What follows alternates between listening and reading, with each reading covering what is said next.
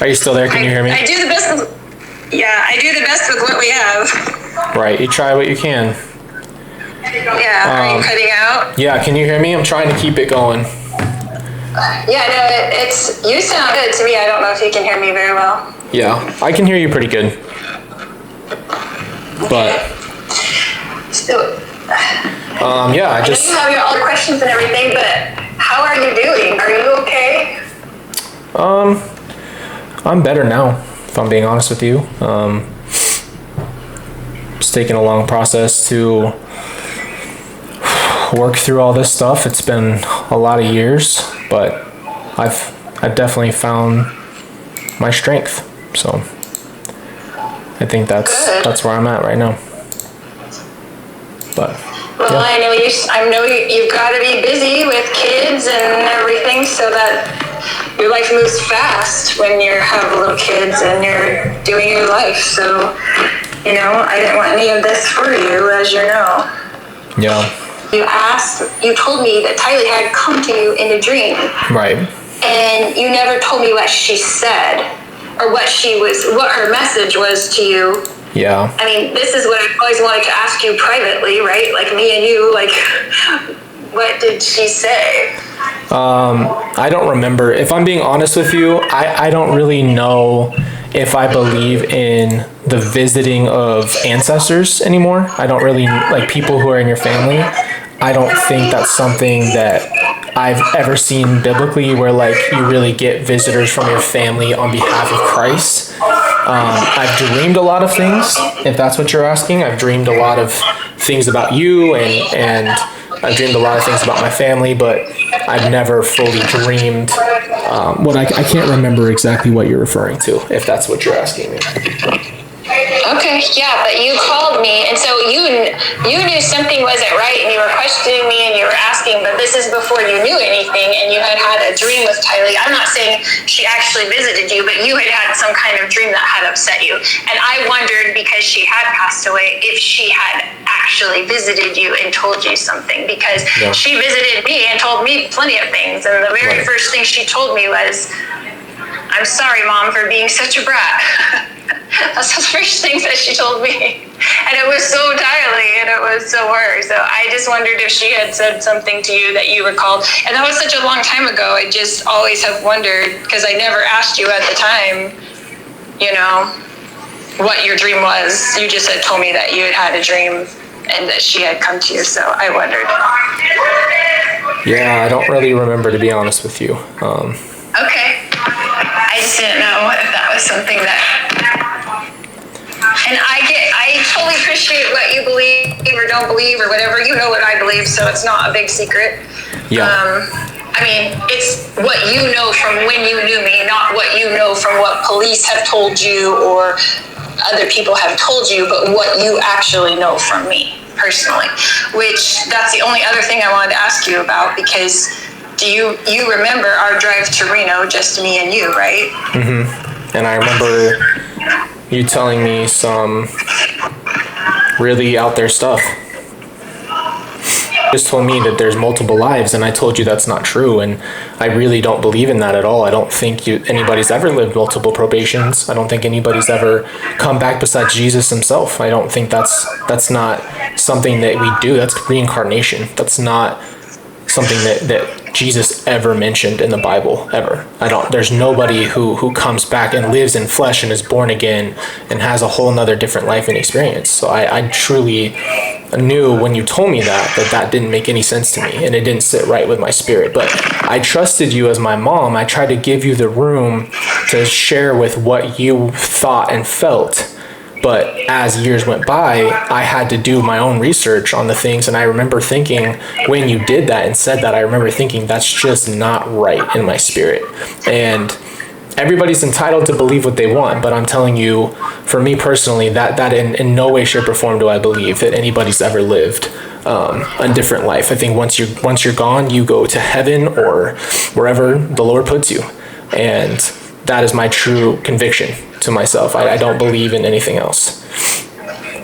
Well, I honor and respect that. And just like you said, I honor and respect what everyone else believes. They can believe whatever they want to believe, right? Like, but don't you think that's dangerous to believe anything and just kind of have your own basis of belief rather than something that's based in truth and what the Bible says?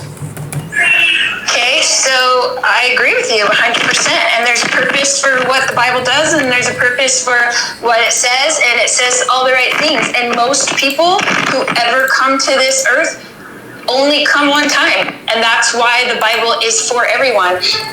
It's not, this is higher knowledge that people who need to know it can know it, and people that don't need to know it don't need to know it. So it's not widespread. It comes directly from Jesus to me. It doesn't come from any other source. It comes from Jesus Christ to me. And so that... Let's go back to what you said. I feel like, honestly, that there's a lot to talk about here. Can you go over, you said Tylee's been visiting you, so I want to, there's a lot of things I want to go through, but you said Tylee visited you and spoke to you. And JJ, I heard this in your statement that you made. I wanted to know, what you mean by that, and one of the reasons I wanted to talk. I think when we talked about Legion, let's go back to what we were talking about. So, in the Bible, there's that moment. I think it's in John 5 where Jesus casts out the demons, and he gets rid of them, and then the man is back to normal. You said that there was a reference to the chosen, and I wanted to hear what you said because it cut out. So, what do you believe in when it comes to the zombie idea? Because that's where you were at. That's what you were telling me. Well, yes, I would love to address this because I have never said the word my personal. This has gone out of control. India, whoever made up this whole zombie thing, and escalated what my basic belief was. Okay? I, Lori, have gone through my whole entire discovery, and there's not one thing. Do you know if you do a search and you do the word zombie in a search for in my discovery, do you know the only thing that comes up is when JJ was ordering those little zombie babies from Minecraft. That's the only thing that comes up in all of my 19 years of my iCloud. I was not saying that. That is not something I said. That is not something that... So yes, can evil spirits possess humans like it did in John 5? Yes, I believe that. Do I believe I have the power from to cast them out? Yeah, I do. The same way he cast him out in episode 5 of season 2 of The Chosen. Okay. So yes, those are my You there? Sorry, the Wi-Fi here is so terrible. It just keeps cutting out. It's all right. Yeah, we can just go through it. So you were saying that you never said the word zombie. That was never used by you. Ever. Okay. So, I have a lot to ask you, honestly. But I wanted to give you the floor to really say your piece. And since we're cutting out so much, maybe it's just a good time. You told me one day you'd want to say it in our last phone call. You said that you wanted to tell me what has happened. So I'm going to just give you the floor real quick. If you want to say your piece, and maybe I'll just have follow-up questions after that. But I want to go ahead, and I think you know what I'm referring to is what really happened then with my brother and my sister and this whole thing. And I know that we could talk about my dad, but I'm assuming that that's because of your case is a little not for right now. We can always follow up on that at some point because I do have a lot of questions about it all. But I'm gonna try to just keep it strictly to my brother and my sister. So I just want to give you the floor real quick, and I think we'll just kind of go from there. Well, it's obviously different than what everyone else thinks, and I don't know that if you knew the truth of what really actually happened, if you would want it to be in public forum, Colby. Okay. I mean, talk to you personally. I know that you are the only person on this planet, to me, who loved Kylie and JJ as much as I do. The only person. So in all of my 4 years or 5 years of going through this, because it's been 5 years now, Yeah. I have asked every one of my attorneys, how can you help me to talk to Colby in a way that I can let him know the truth of what happened, because he's the only person on this planet, not my mom, not my sister, not anybody else. Colby is the only person on this planet who loved JJ and Tylee like I did. He was the only person that truly cared. And in my opinion, he is the only person who deserves to know what really happened. So can you help me find a way where I can talk to Colby privately and tell him, because this is a horrible situation and I want to be able to talk to you, but I don't know that after you know what actually happened, if you would want that to be public. Okay. Well, basically, you said no one was murdered. That was your biggest statement. You said not one single person was murdered. That you said there were suicides and deaths, accidental deaths, and you said that there was drug overdoses. That no one was murdered. So that's what I'm going to ask you then. If you were willing to say it in your statement, then I'm asking you to say it to me. If you don't want to go into detail, that's your decision. But that's what I'm asking you today. Well, what I can tell you is that I wrote out what happened with those 38 pages, and that's what I was telling my attorneys. I need this to get to Colby. I don't care who else it has to go through, but I don't think it's fair to Colby to not have this information, since he is the only person I feel like was as close to, that cared about JJ and Tylee like I did. Now, you are the only person, Colby, in the entire world that I felt like I said, I want to talk to Colby and tell him, because he deserves to know. I don't care that anybody else knows, and I frankly don't care what anybody else thinks. It's not their children. They're my children, and they're your brother and sister, and we were the family, and we were the ones doing everything for them. And when you took care of JJ, when Tylee was in the hospital that time before we had to move to Hawaii, and you sat there with him as a 2-year-old before medication, before we knew he had autism, and he would just run like 100 miles an hour. And I remember, because when you picked us up at the airport, picked us up, and you were so mad at me when you picked me up with JJ, and you're like, what are you doing? And you're too old to be, you're a grandma age, and you're too old to have this baby, and what are you doing? And he's gonna have so many problems, and you were really mad. And JJ came with his own love, and you fell in love with JJ. You, Colby, did. And when you had to take care of him during that time, I think that bonded you the most to him. When you took care of him, and Tylee and I were in the hospital, and Charles was in Hawaii trying to set up the house, and we were trying to move out of that huge 5,000 square foot house, and we were just throwing everything in the dumpster because we couldn't move it. We didn't have time because we didn't expect Tylee to be with pancreatitis in the hospital, and I was in there with her screaming, and so you are the only person that deserves to know the truth. Also, I can't tell the story of what happened to Tylee and JJ without telling Tylee's life. And I don't necessarily want to tell that to the public, but you know it. You are the only person who lived it with me and her.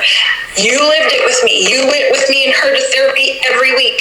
You were the ones there when she was crying and screaming and throwing things in walls because they were forcing her to go to jail. You saw all of her moods. You knew how she had depression and anxiety and anxiety attacks, and you and Kelsey were even coming over to mentor her during that time. You know, because you were there, and you were there with JJ, you were there with Tylee, and you know, and I didn't want to write it out like that. I didn't want to just say, oh, this is what happened. I wanted to talk to you and answer your questions so I can tell you everything that actually happened. And if you have a question of something, well, the police said this, then I have an answer for that. That is not what, they weren't there and they don't know. So I wanted to talk to you so I could hear your questions and answer your questions, because you are the only person besides me on this whole earth who really loved both of them the way that I did. And so you heard what happened if you heard that. What I wrote. They wouldn't give me the detail, really. So that's why I'm asking, because that's what. Yeah, I'm happy. I would be happy to tell you personally and privately, because I don't know if you want those details out in the public. Well, you pretty much said it in the trial. So I guess I'm wondering why you said those things if you weren't willing to just share, if that's the truth. If that's the truth that you say it is. Well, it is the truth, and it's exactly what happened. But do you want me to say what I've seen personally? Sure. So it's gonna be heavy. So I hope you're ready for this. They found my little brother in a bag, tied up, buried, and then they found remnants of my sister. Remnants, not even a person anymore. Remnants of her. Can you imagine why that is? Do you have any room to think that that would happen? No. So, did you know Tylee's desire of wanting to be cremated? That was your version of cremating her? That was the It wasn't version? mine. Because that doesn't sound. It wasn't mine. But did you know that she had that desire? No. Well, so you don't know because you weren't there, but when, after Charles passed away, and Alex and I and Tylee were at our table in there at the house in Chandler, and we were going over Charles' wishes, and Charles had put all his stuff down saying he wanted to be cremated, and don't ever put me in a box or I'll come back and haunt you, because he was claustrophobic. He didn't like the idea of being in a box, and he had said all these funny things on his letter to me. And Tylee said to me and Alex at the time, she said, don't you put me in a box either. She's like, whenever I'm out of here, I want to be cremated. That was her big thing. So why wasn't she cremated? Put into a box. Why didn't you cremate her? If she wasn't murdered, why was she picked? But she wasn't. Pieces? Okay, according to what you say, and you say you were there, I'm trying to give you this space without telling you what I think and feel. I'm trying to ask you the question because that's not cremation. I have my brother and sister's ashes. That's cremation. I have them. Can you imagine coming in on that scene? Can you imagine as a mother, you're a father now, so imagine you come in and find two of your children deceased. So they just died out of nowhere. I didn't say that. You come home, or whatever, and both your kids are dead. And then what? You just never tell me what happened? Or you never tell anybody anything? I'm trying to understand you. You can't, because you can't imagine what that is like. You can't even imagine, you know how much I love those kids. You know how much I've put into them. You know how much I've done everything to protect them. You know how much I've done everything to get Tylee every kind of help. Okay. Fought in every kind of court to keep her safe. Okay. Fought in every kind of hospital so they wouldn't do a whole bunch of horrible stuff to her when she was sick all the time. You know what I did for them. I know. So you imagine walking in, finding them and they had been gone for hours. There was nothing I can do, even though you just can't imagine. You can't imagine that scenario, because until you live it, you can't imagine that scenario. And when I came in, and I knew Tylee had been upset, and I knew that she was upset with me that weekend because she wouldn't stay at the house because I would only stay there. She hates Melanie Gibb, as you know. Everyone knows this. She hated her. And she couldn't stand her smell because she had the essential oils, and Tylee got sick off the essential oils in 6th grade because her teacher made her drink the essential oils in 6th grade to help with pancreatitis, if you remember all that. So she didn't want to stay there. So I asked her to babysit JJ, put him to bed that night, which is what she always has done, right? She was going to sit in bed. I was going to do my podcast with stupid Melanie and Dave, right? So JJ wouldn't interrupt it. And then I was picking him up in the morning to get him ready and take him to school. And when I came in on that scene, and they were gone, I thought Tylee did it to get back at me. I thought it was all my fault. I thought she was mad at me, and that's what had happened. And the reason why she visited me and why JJ visited me and came to me right after that is because to tell me that it wasn't my fault, because I was blaming myself 100%. 100%. Why didn't I get Tylee more help? Why did I let her get off of her meds? Why did I not do something different? Why did I let Melanie get to stay here? Why did I do any of these things that would lead to this? How could it possibly have happened? Why and how? Why and how? I mean, you can't even imagine what that is like. No one on the earth can imagine what that's like. You're telling me that Tylee took JJ's life and then took her own life? On accident. And took her own life then? After? So who chopped and burned her?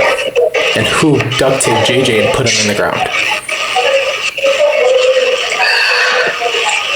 What I'm asking you.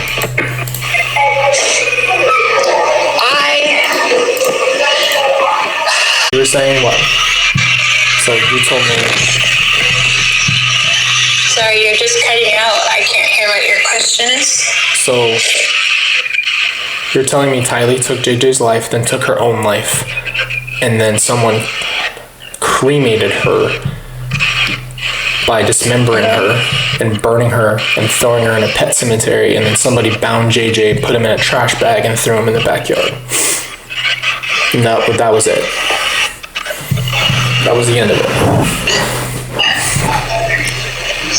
What I'm saying is I wasn't aware what happened to them after I left that scene. Okay, so you gave it to someone else. You gave the responsibility to someone else, is what you're saying. Correct. Okay. And then I didn't. I just ran out. Okay. So you're saying someone else took care of the situation. Yes. Okay. I'm sorry, I didn't hear that. I said you. It's freaking up.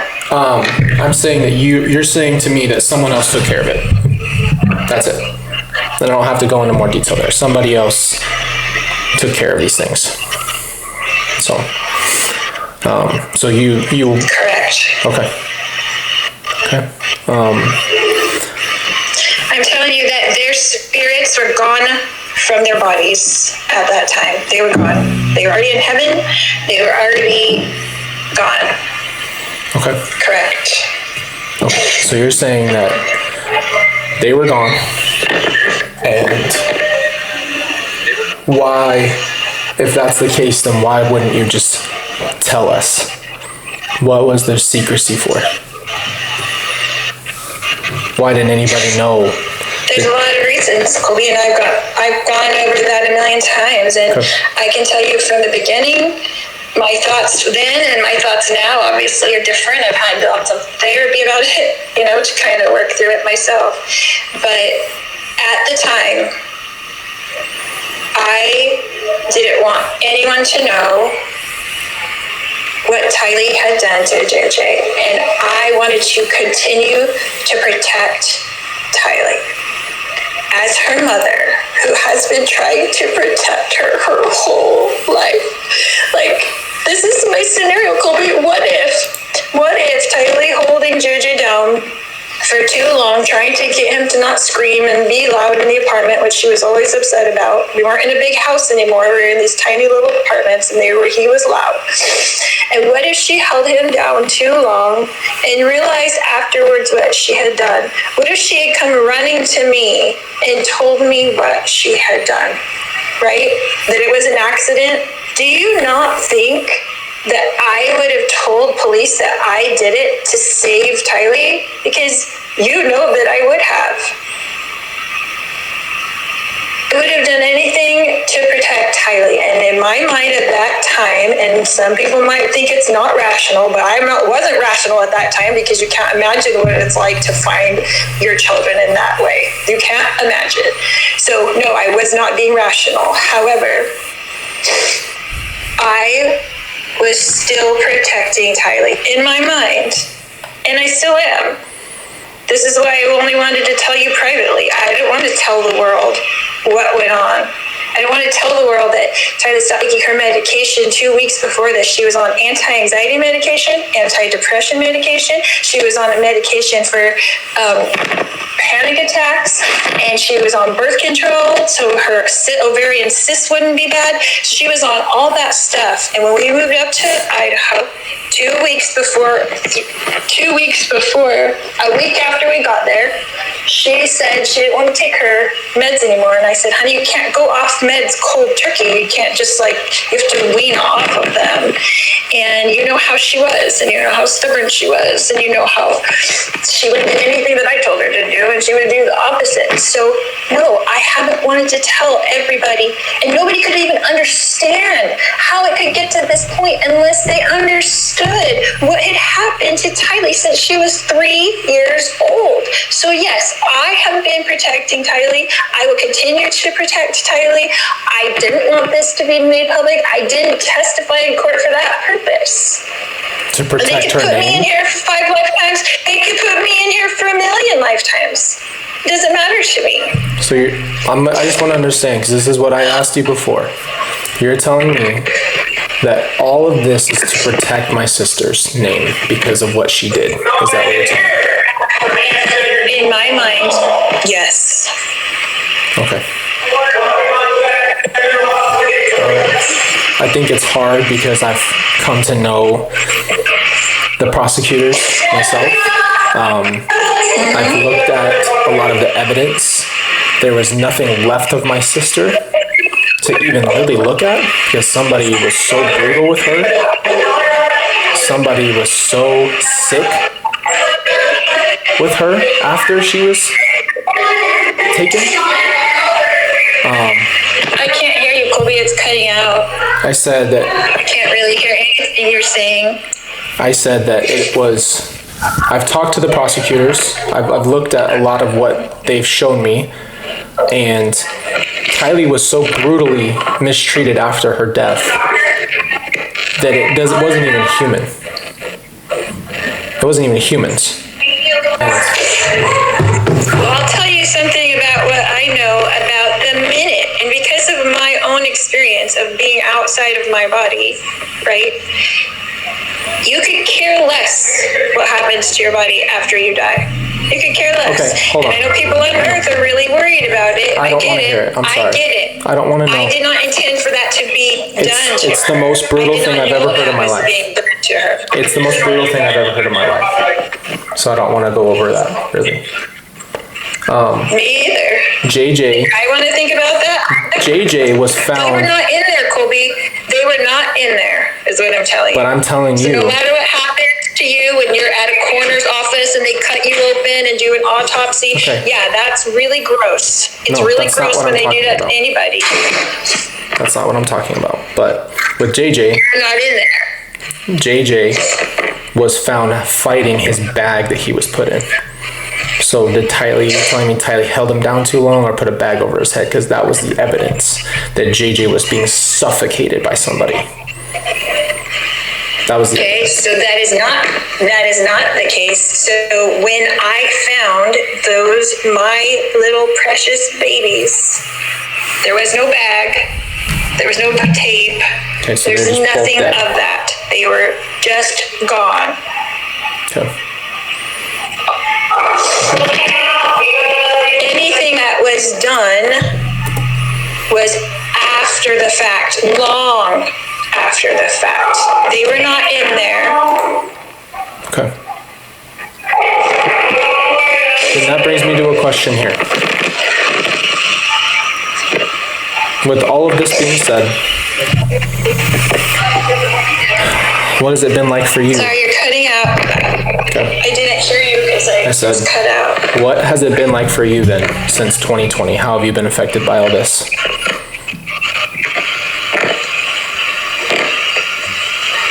Can you hear me? I'm sorry, I didn't hear that? I said- No, I didn't hear that. Only part of it. Since that's what you're going to say, how have you been affected since 2020? How has this affected you? How have I not been affected? It's my whole life. Like, I was never going to tell anybody anything about anything, ever. Okay, so you would have never told Suck me. it up and take it. You would have never told But me. when I was at the You would have never well, told you're me. the only person. I wanted to tell you, and you're the only person I wanted to tell, and I wanted that to be privately. Okay, well, The only person I deserve to know. that can't just be wasn't- something private, Mom. That's not something you can just tell me that I would just be accepting and understanding of. You have to understand that. I would never agree with you. I would never bury my siblings in some random dude's backyard and act like it never happened. I would never let that happen. I would have, even if that's what happened, which I'm going to be honest with you, I hope you can understand, because I wanted to be respectful enough to listen to what you said. I've really tried to listen and study what you said, and based off of everything that I've been shown, that they were both murdered, and that's what you said didn't happen. So I think that we're not going to get anywhere there. I think that's just, I wanted to hear what you had to say, because you said you were there, and you said that those were your children and those were my siblings. But I can't sit here and say that I agree with you at all. I don't think that's what happened. It's just not what I think happened based off of When we all get evidence. to heaven, you'll know. Okay. That's all I can tell you. I can't tell you anything different. You'll Right, no. know. And I can't tell anybody different. And I don't care what anybody thinks, really. Like, they weren't there, they don't know. So Okay. Well, that's what you meant then on that phone call. it is what it is. Yeah. It is what it is. You told me on that phone call that I would know, and you said they don't know, and I definitely listened to that phone call again because I was so hurt, because it sounded like you were just giving me a middle finger, and you said F you. I wasn't, honey. I wanted to tell you. The attorneys told me, don't say anything on a jail call. Nothing. Don't ever say anything. They pound that into you, from Right. day one. Like, so you're asking me, and I'm like, I can't tell you on this phone call, but I want to tell you. You're the only person I wanted to tell, because I wanted you to be able to grieve, and I wanted you to be able to mourn, and I wanted you to be able to tell the difference between what they're saying actually happened and that you would know privately what really happened. Let them say whatever they want. Who cares? It's gone way out of proportion.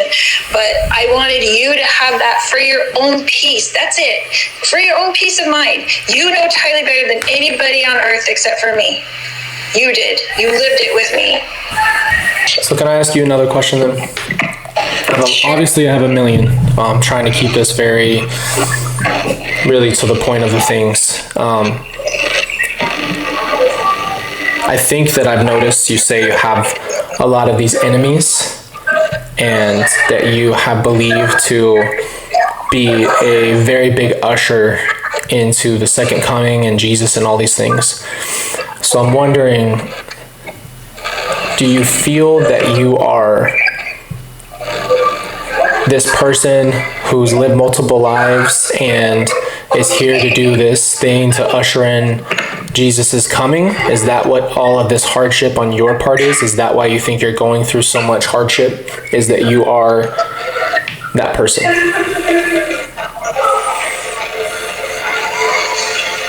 Well, what do you remember of me telling you about my experiences in the temple? I told you personally. I only told a few people personally, and they've gone running wild with these stories. So I'm asking you what you remember, what I told you personally. All I remember is your biggest claim is that you had seen Jesus personally, and that he had talked to you, and that he was on your side. That was it. That's what I really remember. I mean, you did tell me about the whole multiple lives thing, but that's about the basis of what I remember you telling me. Right. And where did I tell you where that experience happened? Yeah, you said you're in the temple. That's what okay. So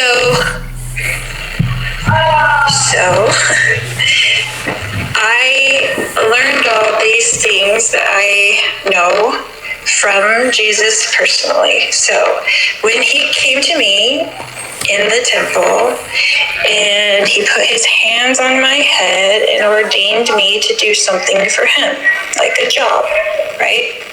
And he said, will you do this job if you lose everything? This was in 2017.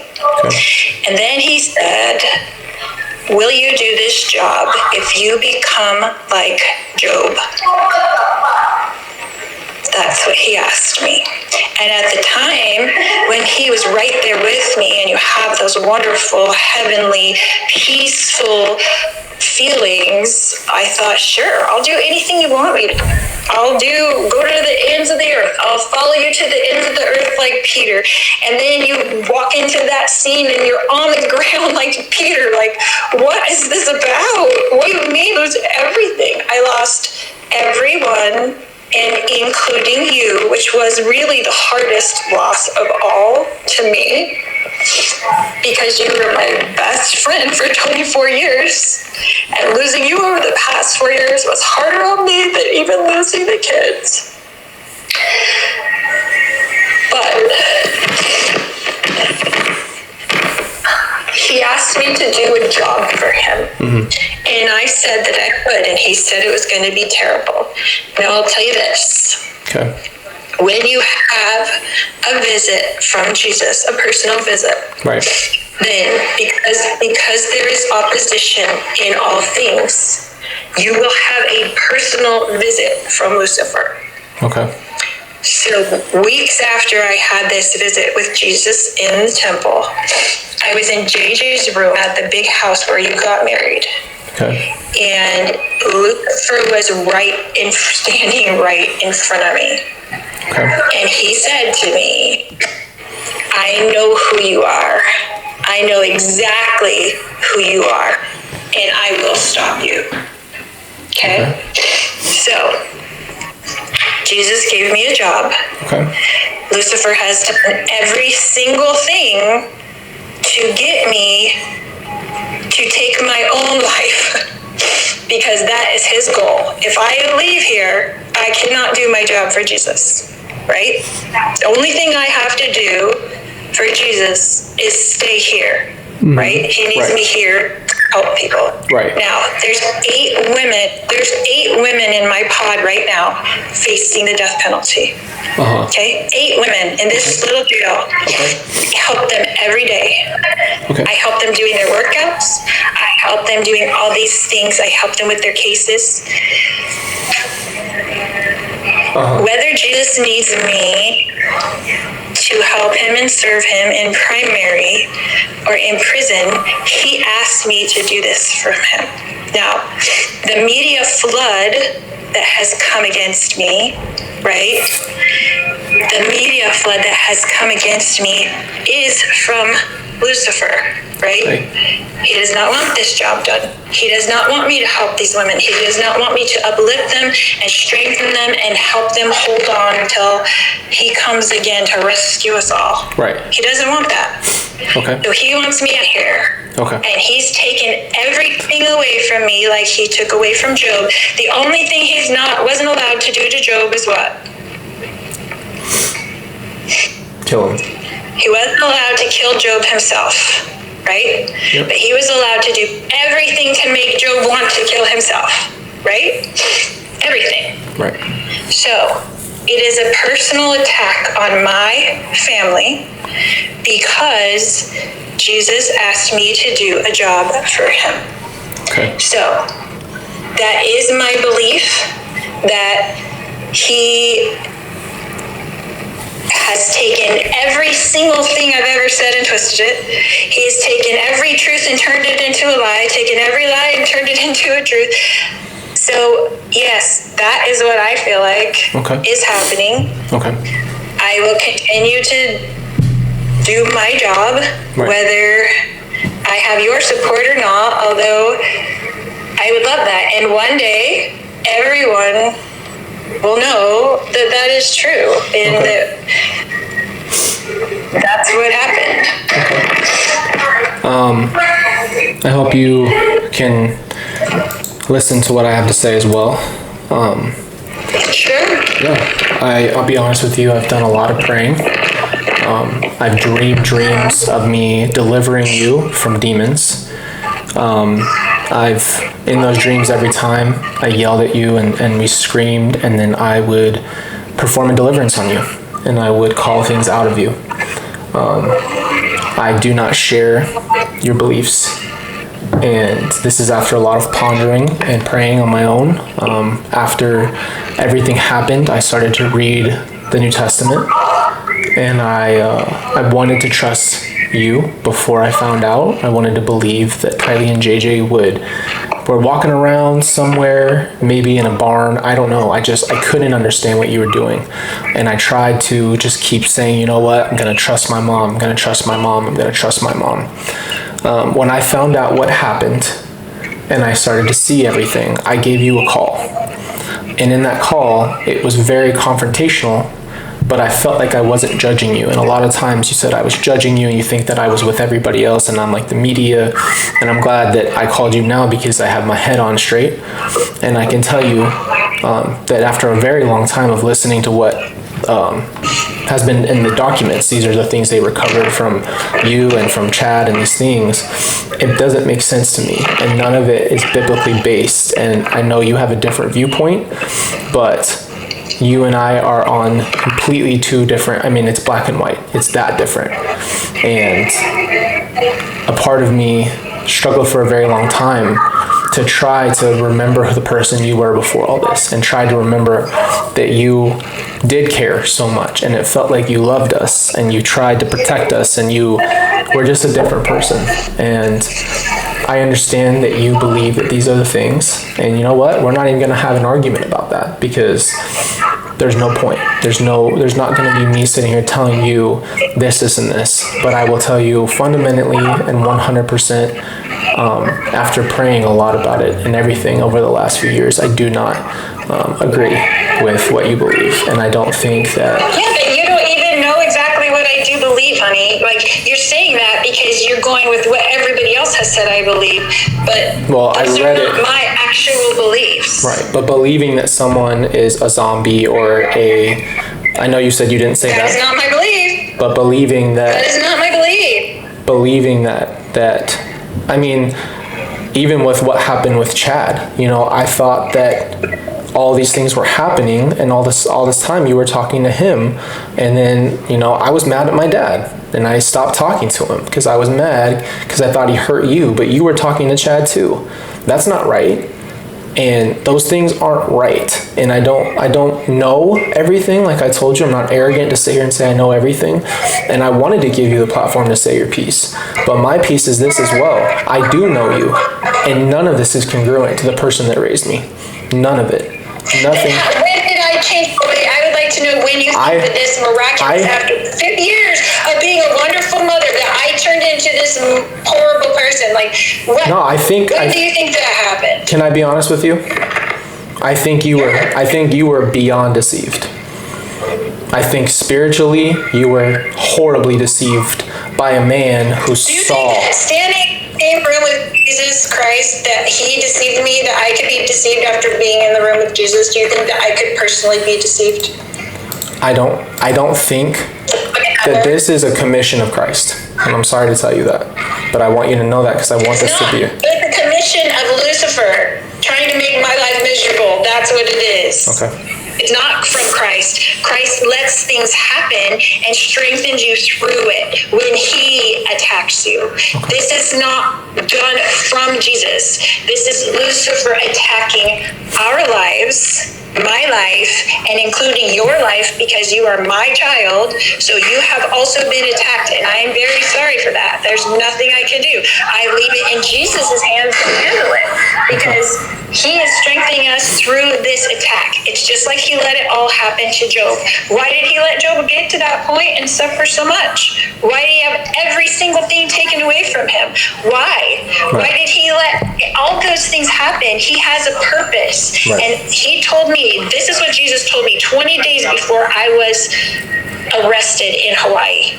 Jesus came to me, and he has several times since I've been in jail, but he came to me 20 days before I was arrested, and he said this, Lori, there is a purpose for your whole life. It is my purpose, so trust it. What do you think I thought at that time? They were talking about arresting me, and I knew I hadn't hurt anybody. I knew I never would hurt anybody. But so I didn't think I was going to get this. And he's going to make it known to the world what his purpose is in his due time. Okay. Whenever he feels like doing that, you will know. And I want you to know right now that nothing is more important to me than you. I love you. I've always loved you and cherish our relationship as eternal.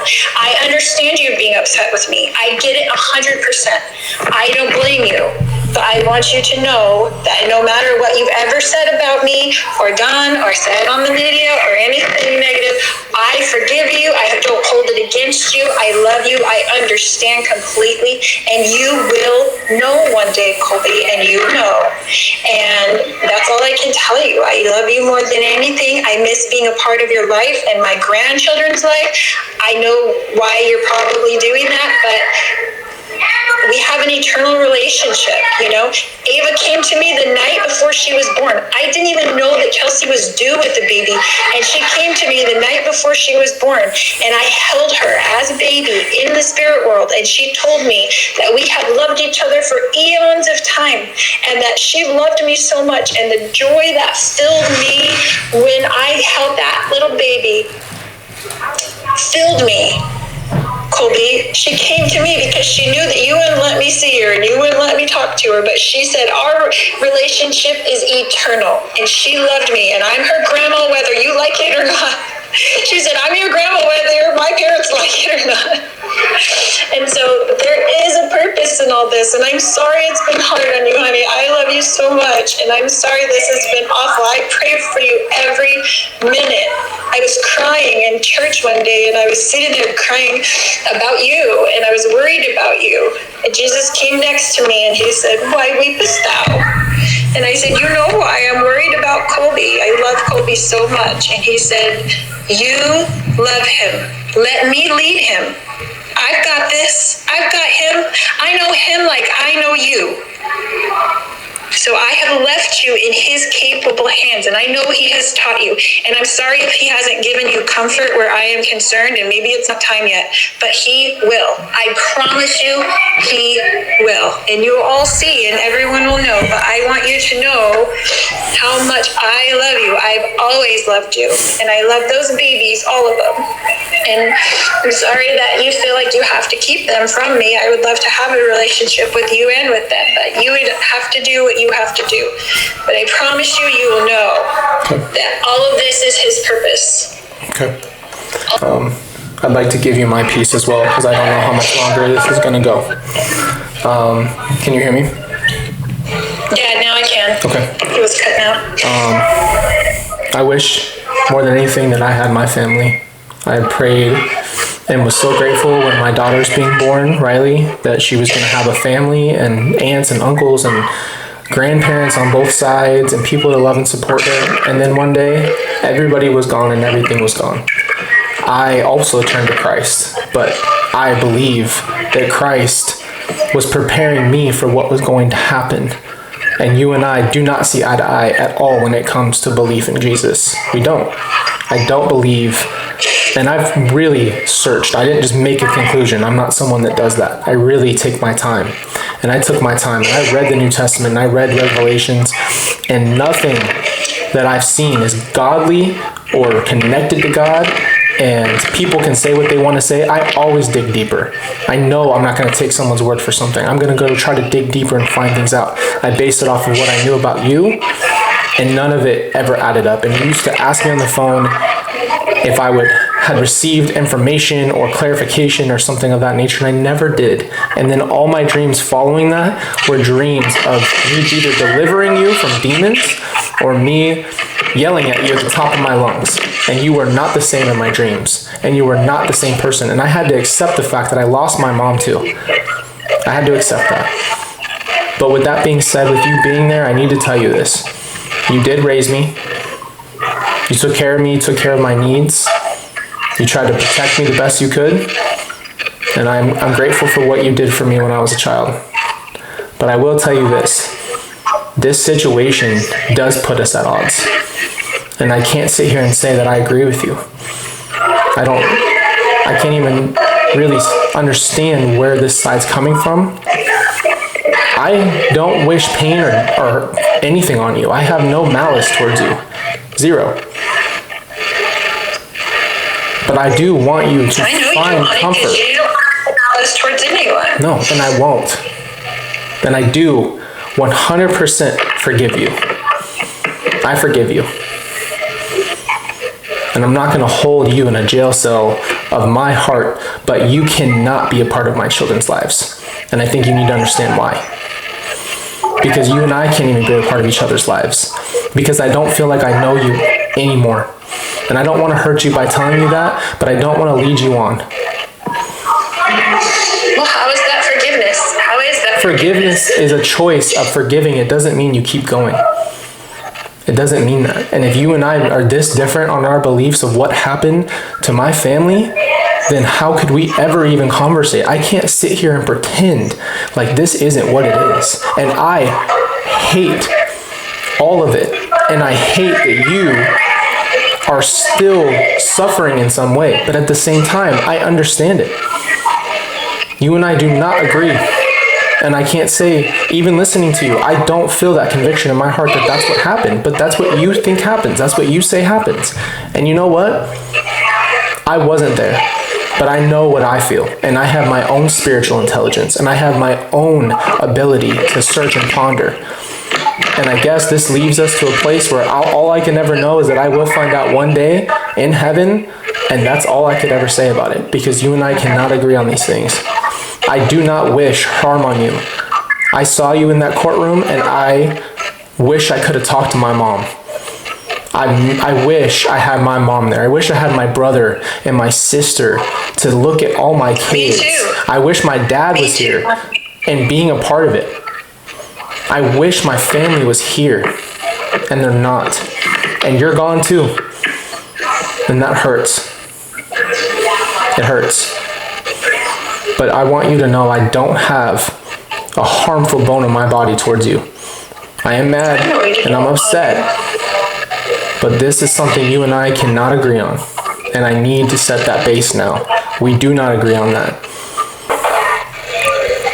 I want to make sure that somehow, some way, you're not stuck in this place forever. Because I don't know what you think.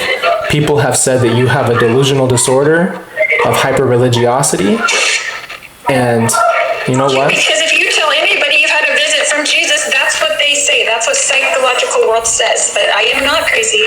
I never was. When I was at the hospital, I met lots of people who were, and that I wouldn't call them crazy, but that have mental disorders, and I do not. Okay. Same thing about all the prophets who said they saw Jesus. They said, well, and they're mad. Like, came to you? Why doesn't he come to me? Why doesn't he come and tell me this stuff, right? It's the Sadducees and the Pharisees. It's all of that. So what I'm upset about hearing your statement is that it's the first time I realized, and I'm sorry for you, honey, because I love you so much, but it's the first time I realized that when Jesus asked me to be like Job, that you're also having to be like him, because I know you lost everything and all at once. But you have your wife, you have your beautiful children, you have your life still. And I'm grateful for that. I'm grateful that you have a support system with Kelsey and her family. I'm grateful that you have that. I'm grateful that the kids have that. And this is my mission, and my mission will be revealed to everybody at some point, and including you. And at that time, I just want you to know, I'm not going to say I told you so. I'm just going to say I love you. I want you to know that I did conduct this, obviously, like an interview, and I want you to know that I don't know exactly what I'm going to do with this, but I want you to know that my plan was to have this conversation and give you this piece for the public at some point, and that's what I want you to know. But that is the plan, for you to have said what you've never got to say publicly. I wanted you to know how much I love you, and whether you reciprocate that or not. I mean, I know you love me, but whether you want to have a relationship with me or not, that's up to you. That's 100% you. So I respect all of your wishes. I know you're a grown man now and you can make your own decisions, but I would ask you to pray about, and I would ask you to have Jesus tell you the suffering that has been for me in the past 5 years, so that you will know that there's nothing that I could have done different that would have had a different result for you to lose everyone. There's nothing I could have done to complete my mission. And there's a totally different attitude in heaven than there is here, because they realize this is just a short time and it's temporary. The things that we do there are eternal and have eternal importance. But your relationship with me is eternal. So that's the only reason I would ask you to even pray about that, Colby. All I ever wanted for you is to have peace about it. I know you lost everybody. I'm sorry that you did. It was not my choice, and it was not what I wanted for you at all. I wanted the same thing for the kids. I wanted everybody to be happy, but that's not what this life is about, apparently. It's certainly not what Job's life was about. But in the end, what do they give Job? They give him everything back and more.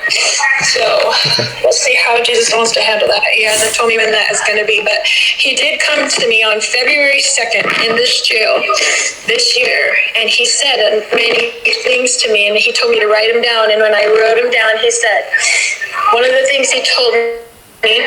I think the phone calls were spotty. Phone calls are really spotty. She was trying to see if she was going to call back. I feel like we didn't really end it. My raw reaction right now is I just spoke to my mother for the first time in 4 years. And I feel like that was the hardest I've ever fought to not respond. I made a decision in the beginning, before I interviewed her, that I would not try to rebuttal her. And the reason being because there's no point. It would have been just a defense mechanism thrown up. There would have been no conversation. It would have been chaos, and it wouldn't have been a conversation. I can't tell you how shocking that is. I don't think I'll ever have an interview with someone that was harder than that. I'll tell you that right now. I would have rebutted everything that she said. I'm still shaky and emotional. I'm just gonna give this to you guys really raw, because this is what we need in life, is more of real stuff, not just edited and cut. that was a really hard conversation.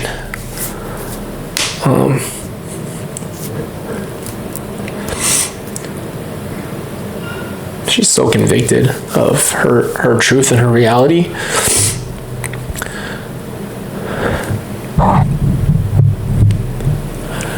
She truly believes what she says.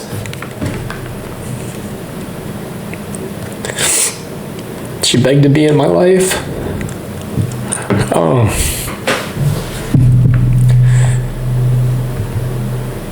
It's so hard, bro, because she's, that's your mom. You just want to trust someone. You want to love them. You can't do it. I can't explain it to her the way I wish I could.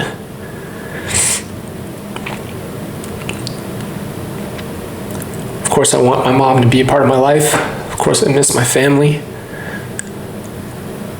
But, that can't happen. That can't happen, man. Her belief is so far off. I didn't even get to really ask the questions I had for her. It just turned into a conversation. I was very organized before, tried to keep it very clear, and it just didn't work out that way. This is one of the hardest things I've had to do, is have that conversation.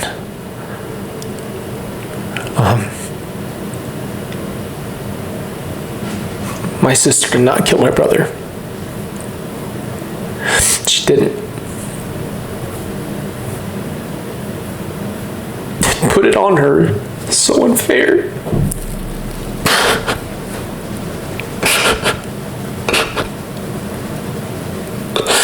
It's so unfair to Tylee. She would never do that.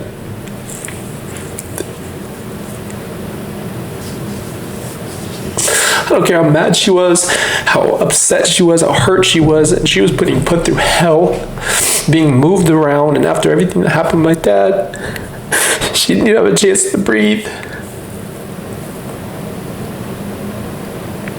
And to blame her, this is the world.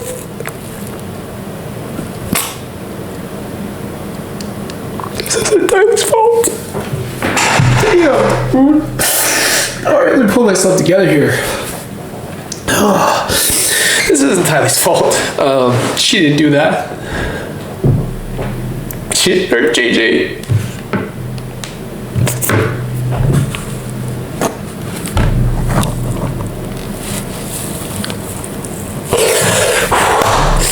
She didn't do that. So, that's not the truth. That's not the truth. And, I guess I have to accept how delusional my mom is.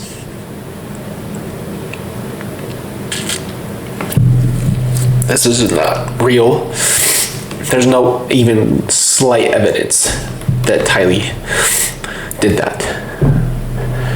And it just hurts to blame her after she was brutally taken. Who knows exactly how. JJ was taken, Tammy was taken, Charles was taken. They were taken, it wasn't an accident. I'm gonna have to process this, obviously. I didn't get to say goodbye to her.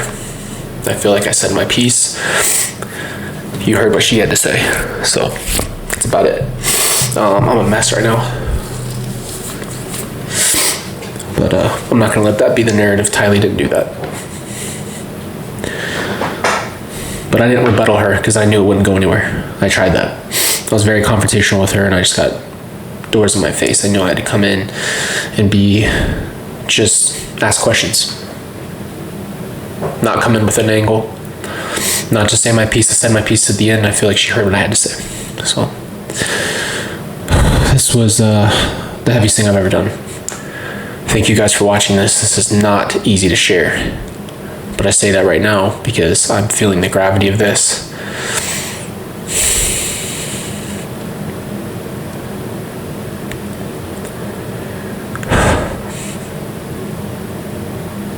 I'm feeling the gravity of this fully. So, I just want to say thank you guys for supporting supporting me, my family. And I did my best. I did my best to talk to her. So, anyway, thank you guys. I love you. I love you.